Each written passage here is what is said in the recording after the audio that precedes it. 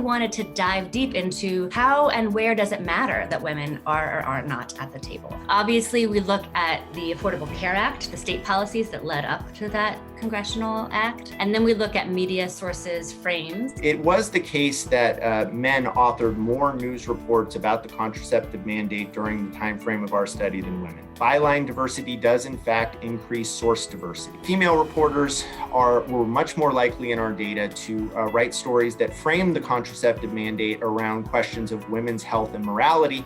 Male reporters were far more likely to frame their stories around religious freedom. Last but not least, this is a really ongoing issue in the courts. It's worth us reflecting on who it is that's going to have a voice at the table, both on the courts, but also in other forms of debate and deliberation.